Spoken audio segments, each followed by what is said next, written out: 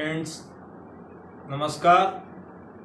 आज हम इस वीडियो में चर्चा करेंगे टेंसेज के अगले चरण में फ्यूचर कंटिन्यूअस टेंस के पार्ट थर्ड के। और इस पार्ट थर्ड में हम पढ़ेंगे सेंटेंस फॉर्मेशन,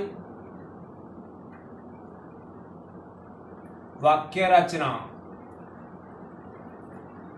हम जानेंगे कि फ्यूचर कंटिन्यूअस टेंस के वाक्यों की रचना किस प्रकार से होती है।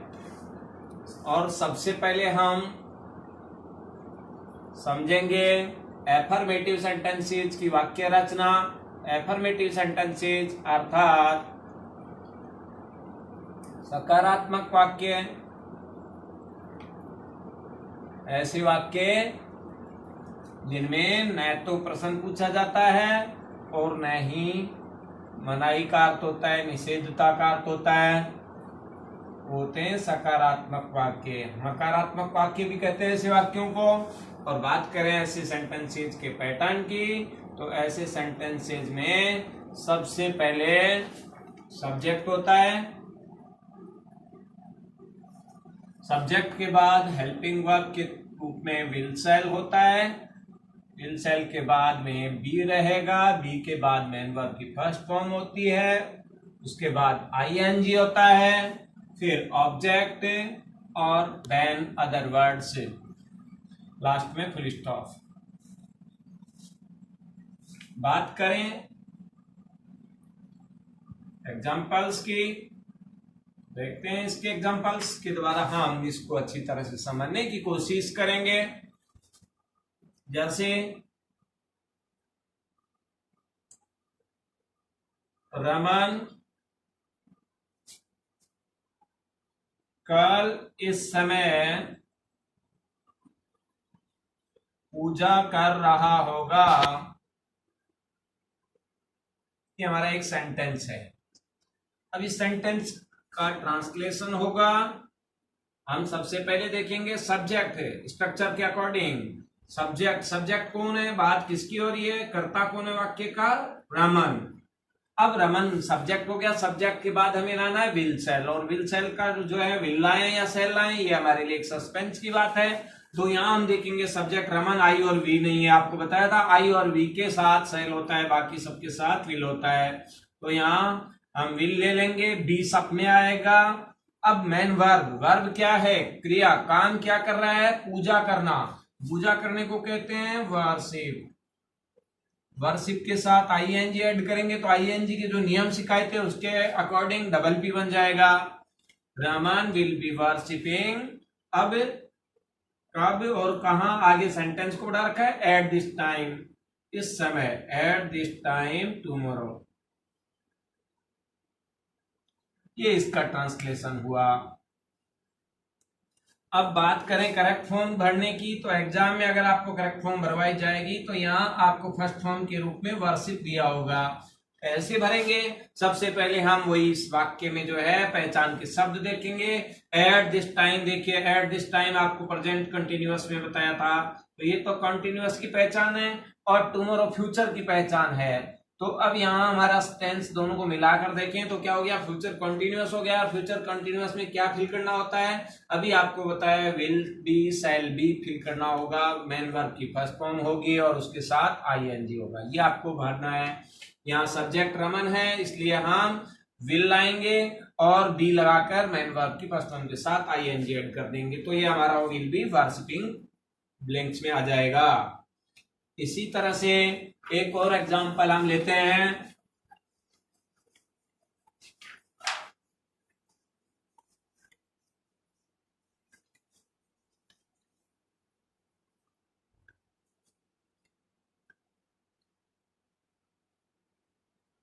हम अगले साल आज के दिन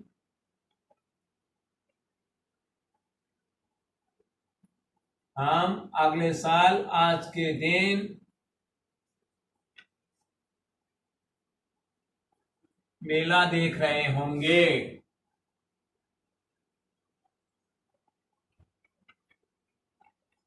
यहां देखिए, अब यहां ट्रांसलेशन अगर हम करते हैं, यहाँ सब्जेक्ट कौन है? हम के लिए वी। अब वी के साथ क्या लाना है? सेल। बी सब में आएगा तो वी सेल बी। अब काम क्या कर रहे होंगे? विजिट करने का, मेले में घूमने का, तो विजिटिंग फेयर। कब की बात है? ऑन दिस डे या on the day of today, आज के दिन। कब? Next year.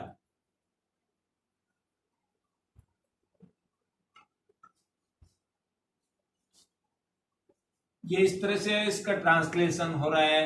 अब यहाँ आपको करेक्ट फॉर्म यहाँ विजिट दिया होगा फिल करने के लिए। तो अगर आप करेक्ट फॉर्म भरने के लिए कहा जाए एग्जाम में, तो सबसे पहले तो आप पहचान के शब्द देखेंगे। ऑन दिस डे इसमें बता रहा है, और यहाँ नेक्स्ट ईयर ये बताता है, ये तो बता रहा है कंटिन्यूअस, ये बता रहा है फ्यूचर। तो इस तरह से हमारा मिलाकर हो गया फ्यूचर कंटिन्यूअस टेंस। अब सब्जेक्ट हम देख रहे हैं वी, और वी के साथ और आई के साथ हमें बढ़ना होता है सेल। बी सब में आएगा, और मेन वर्ब जो भी दे रखी है उसकी फर्स्ट फॉर्म के साथ आईएनजी ऐड कर देंगे। तो विल, ये हमारा हो गया वी शैल बी विजिटिंग। अब इसी तरह से अगर हम बात करें इसके जो दूसरे प्रकार के वाक्य हैं, नेगेटिव सेंटेंसेज। नेगेटिव सेंटेंसेज के स्ट्रक्चर की, उसकी वाक्य रचना की।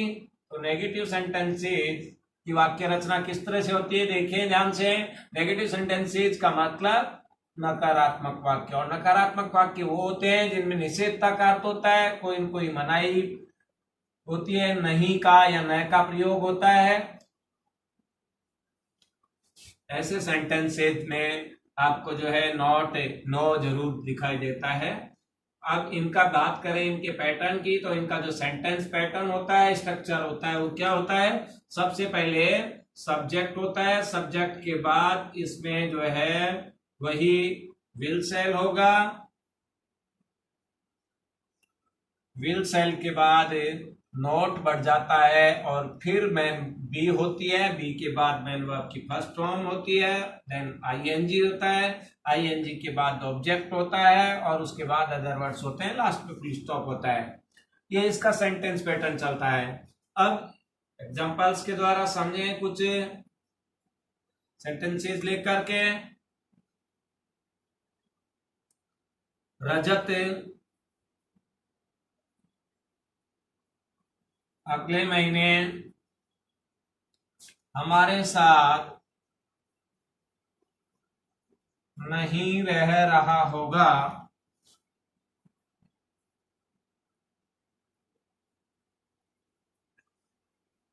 तो सब्जेक्ट है रजत।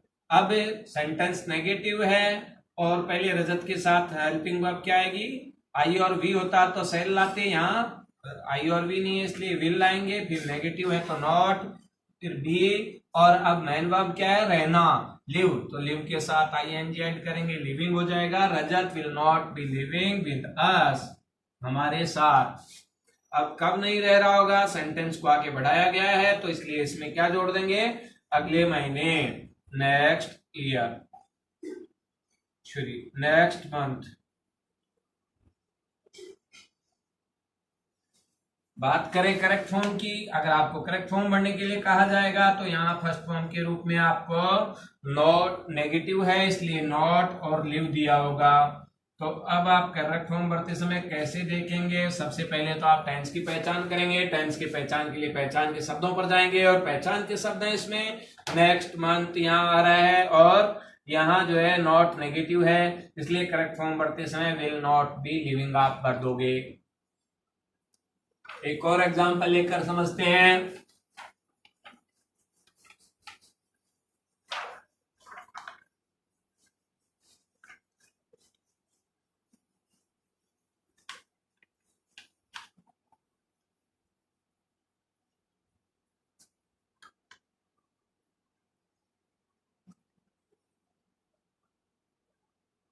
मैं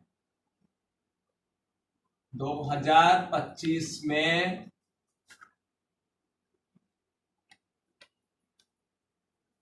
मैं 2025 में इन दिनों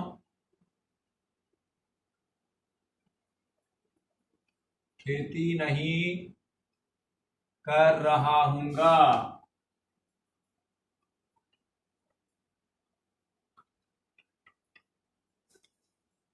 ट्रांसलेशन होगा, सब्जेक्ट कौन है यहाँ, आई के साथ बताया, आई और वी के साथ आता है सेल, तो यहाँ सेल आ जाएगा और नेगेटिव है इसलिए नॉट। अब मेन वर्ब क्या है, डूइंग, डू है तो डूइंग, अब क्या नहीं कर रहे हो गया, आई सेल नॉट बी डूइंग, एक बार हेल्पिंग वर्ब बी छूट गया है तो बी और फिर होगा डूइंग, डू के साथ आईएनजी, डूइंग फार्मिंग। कब, इन दीज डेज इन 2025, ये आपका सेंटेंस हुआ इस तरह से। अब देखिए एक बात, ये तो हुआ इसका ट्रांसलेशन। बात करें हम करेक्ट फॉर्म की तो आपको नॉट दिया होगा और यहाँ मेन वर्ब के लिए डू दे रखा होगा। अब यहाँ पहले तो आप जो है करेक्ट फॉर्म भरते समय सबसे पहले पहचान के शब्दों पर जाएंगे और पहचान के शब्द आपको क्या दिखाई दे रहे हैं, इन दीज डेज तो आपको बता रहा है कंटिन्यूअस, और 2025 फ्यूचर टाइम है तो फ्यूचर बता रहा है इसलिए हमारा टेंस हो गया फ्यूचर कंटिन्यूअस। अब वाक्य का प्रकार देखेंगे, यहाँ नेगेटिव नॉट है इसका मतलब नेगेटिव है, पीछे फुल स्टॉप लगा है तो इसका मतलब नेगेटिव सेंटेंसेज है। नेगेटिव सेंटेंसेज में इस टेंस के क्या है बनना है, विल सेल के साथ नॉट, बी और मेन वर्ब की फर्स्ट फॉर्म के साथ आईएनजी। तो यहाँ सेल नॉट और बी लगाकर जो मेन वर्ब दे रखे हैं डू, डू के साथ आईएनजी ऐड कर देंगे। इस तरह से हम इस वाक्य सेंटेंस के इस टेंस के वाक्यों की रचना करेंगे। मित्रों, आपको हमारा वीडियो कैसा लगा ये कमेंट में बताएं, और अगर आपने अब तक हमारा चैनल सब्सक्राइब नहीं किया है तो इसे आज ही सब्सक्राइब करें और अपने मित्रों को शेयर करें। थैंक्स।